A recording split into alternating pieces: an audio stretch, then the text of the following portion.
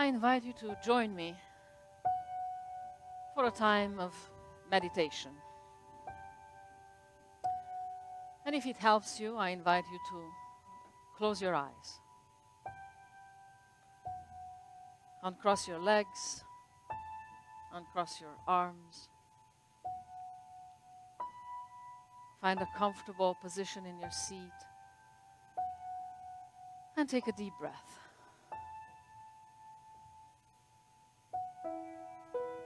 And as you exhale, relax. And as you breathe in,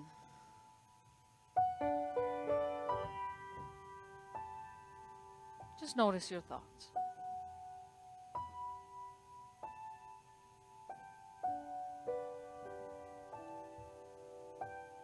Notice the monkey mind.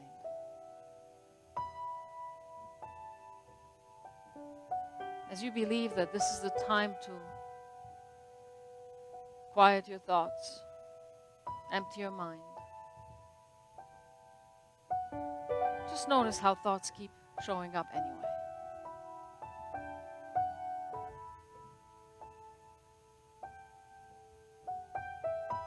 Just notice them. Don't judge them. Thoughts deserve the right to their lives. Bless them. Thank them for sharing their life with you. And allow them to return to where they came from.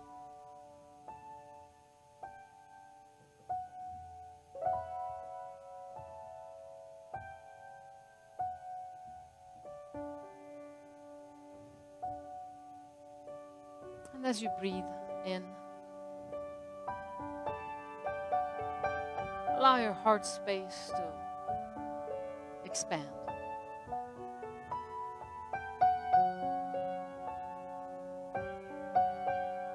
Allow yourself to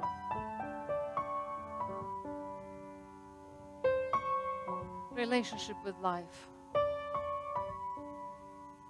from your heart space.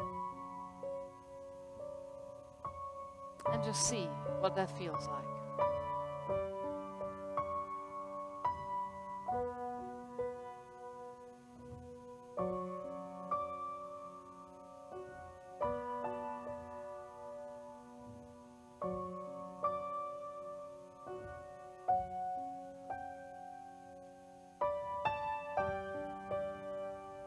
And so in this moment,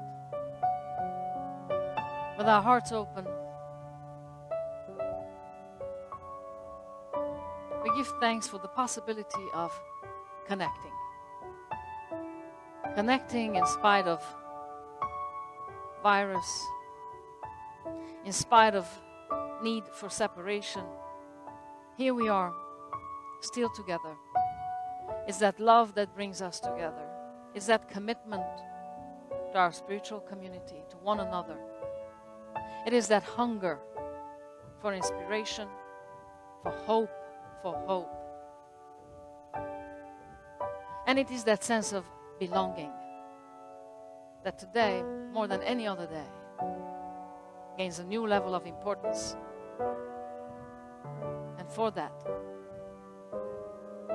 together we say, thank you, thank you, thank you. And as you are ready, open your eyes and return to the screen. And good morning. I am Reverend G, and in the background is Nick. Nick, thank you so much for coming in to join us to offer your musical inspiration. And Steve, thank you so much for manning the audio and the live stream. Without you, we couldn't do it. Thank you for setting it up. Steve has been instrumental in making it possible that we can be present in your homes today. So, good morning and welcome. Today's talk is staying centered, and possibly today I like even more grounding. These are exceptional times.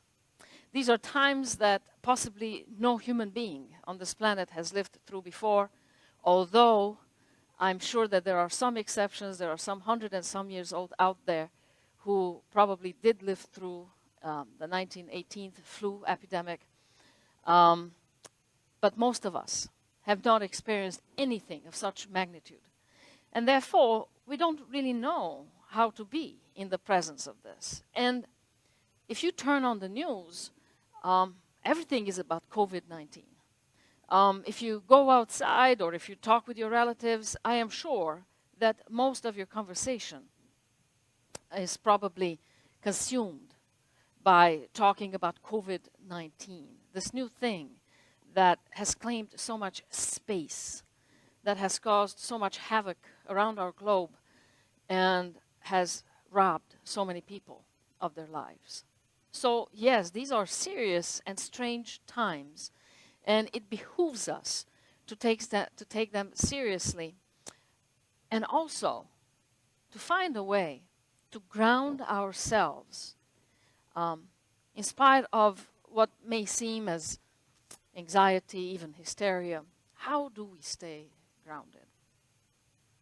So in a little bit, I will offer 7 tips that most of them I have borrowed from my friend and mentor, Martha Creek. And in the meantime, before I do that, I would like to talk a little bit about what we're facing today. So I notice, and I would like you to just get a sense of your own self and get a sense of your own thoughts and then of your own feelings. And where are you in this moment? I know that I have worries. I have worries that my parents are ill. My dad especially is in very poor health. If he gets the virus, then this trip that I couldn't take on the 11th of March to go home and visit in Hungary would have been the last time for me to have seen him. So we all have anxiety, and we all have worries, and we all have concerns. And just get a sense of your own self, or where you are with that. And then just notice where that takes you. And now I'm reminded of a Buddhist teaching. It is said that there was a Buddhist teacher who gathered his students outside, and near where they were sitting, there was a large boulder. And the teacher went silent for a moment, and then he looked at the boulder, and then back at the students. And he asked them, "So what do you think? Is that boulder heavy?" And the students looked at him like, yeah, it's like anybody would know that. Like, look at the size of me and look at that size of that huge boulder. It's like that is probably the stupidest question any teacher has ever asked any sensible student. It's like, yeah. And then the teacher said, actually, it's only heavy if you want to pick it up. And then, even then, it is only heavy if you do try to pick it up. And then, it still matters how you pick it up and how long you hold it. It only matters if you want to pick it up. It's only heavy if you do indeed try to pick it up. And then it is only heavy depending on how you want to pick it up and how long you wish to hold it. And so it is with life. So I encourage us to notice what is it that we do pick up? That we do pick up from the messages that we see outside. How much clout we give to worry, to anxiety. It matters how long we stay in an anxious state of mind. And that's why it's so important that we find a way to ground ourselves. And I don't know what your spiritual practice is. And I hope that you have one. And perhaps it is meditation, perhaps it is reading, perhaps it is singing or walking in the woods. You can still do that as long as you stay 6 to 10 feet from other human beings. But stay close to your spiritual practice so you don't end up wanting to pick up boulders that you have no business picking up, that you have no business holding. Let the boulder carry its own weight. Let hysteria, anxiety carry its own weight. You do not have to pick it up. So, in an effort to stay grounded, I am going to offer just 7 little tips that might be helpful to you day in and day out as you are finding your way through this pandemic, just as we all do. This is something that I also try to do when I come to it. Every now and then, I also go completely insane. And then I come to it, and then I remember. So let's try to do this together. Number 1, focus on what you know with certainty. With certainty. Focus on what you know. In other words, stay actual, factual. Do you know with absolute certainty that you will get the virus? Yes or no? If you say yes, still, do you know it with can you know it with absolute certainty? And if your answer to that is no, then remember that. Remember that weight you needn't carry. Can I know with absolute certainty that my dad will contract the virus? No, I cannot know with absolute certainty. So then I can stay grounded in the present moment and stay in touch with him and stay in touch with my parents and just enjoy the connection that we have in the moment. Stay with that which is actual, factual. Focus on that which you can know with absolute certainty. Tip number 2. Focus on what you have control of. What do you have control of? Well, what are the things that I have control of?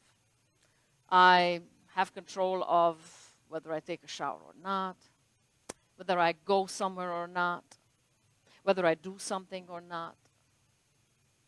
I certainly have control of the mute button. I also have control of the off button. And I've noticed that I have not exercised my control a whole lot over that mute button or the off button. In fact, I've noticed that lately, first thing in the morning, I turn on the TV because I'm curious what's happening in the world. So I have control over how much and what I allow into my system. And I need to know myself to know what my capacity is to stay connected with the news and still stay sane. And once that balance has tipped, it is upon myself. It is my responsibility to tune out of there and go back to my spiritual practice. Number 3, focus on what you can do. What are the things you can do? Well, there's still a lot of things that we can do. You can prepare a delicious meal if you have supplies in your house. Yesterday I talked with a friend, and she was deep cleaning a room that she hadn't entered in a long time. So she went in there and she completely organized it. My goodness, declutter. Don't we all have that drawer in our homes? I know we do. And regardless of how many times we declutter it, and by we I mean Patty, I never decluttered the drawer. It just finds a way to be filled up, and then it's hard to push it in and close it. So that's something we can all do. We have all this time on our hands. All of a sudden, read that book. Read that book. Or better yet, write that book. Paint that painting. And pick up the phone. Pick up the phone and connect. Connect. Remember last week when I read that poem, that every hug we cannot give must become a phone call we can make. Pick up that phone. Connect. You know how much you long for connection at this moment in time. Control it. Now, here is another thing about control. We have this weird idea that there are so many things that we control. We can control life in general. And reality is we cannot. And if I wouldn't have learned that lesson before, I learned it on January 12th. In the morning, I thought I was fine. And by the evening, I could barely exist. I could barely stand up or sit up. And then a couple of days later, I could no longer stand. I could no longer sit. And then I laid flat for 51 days. We have so much less control than we make ourselves believe that we do. I had no idea on January 12th that my workout would cause a huge hole in my dura, and I would be leaking cerebral spinal fluid, and I would no longer be able to stand up till I had this important surgery to fix it. We have little control, except now that this virus is there, it is in our face how little control we have. But it's good for us to remember that in general, we have very little control in life. The only thing we have maybe control of is how we respond. That we might have control of. Tip number 4. Focus on how much you're consuming. Wow, what a great idea. Supplies might be low right now. Perhaps we don't want to go out to replenish, so we avoid closeness with our fellow human beings. Focus on how much you consume, how much maybe paper products you consume, even how much food you consume. Maybe right now we're getting a whole lot less exercise than we used to before. So consumption perhaps should be also adjusted. Definitely, like I spoke before, consume how much news you take in. Focus on how much you consume. You know, I sense that this slowing down of life, in fact, holds a lot of opportunities for us. Opportunities just to see how we live life. We have more time to turn inward and examine how we've been living. And I have a hunch that once this is said and done, our lives will shift. They will be different. I have a hunch that our priorities will shift. And that may not necessarily be a bad thing. So focus on how much you consume. Number 5, keep a broad perspective. There's more to life than this. Just notice how much human kindness there is. How we come together to be helpful. And then even in such times, we're not helpless, or we're not completely helpless. And then if we are helpless, we can reach out and ask for help. And in it lies our own opportunity to grow up. Asking for help requires much humility and maturity. So we're not as helpless as we think we are. And even asking for help means we're not so helpless. Number 6. There is this temptation to try to figure it out. Make sense of this. And truth is, we can't always figure it out. Truth is that sometimes only hindsight is 20/20. So find comfort with the unknown, living in the unknown. Find a place in there where you can still breathe, stay grounded, stay close to your spiritual practice, and just make peace with the unknown. And last but not least, help yourself. As Martha put it, what would make your tail wag? Do something for yourself that just delights you. Do something that brings you joy. Dance, sing. You know what it is that brings you to life. And do it. And do it like nobody is watching. Gift yourself with that. It's that thing that makes your tail wag. If you've ever seen a dog that is happy from nose to tail, do that. Find that. Connect with that. And do it often. Do it often. It is our own responsibility to keep ourselves grounded, to still give ourselves joy,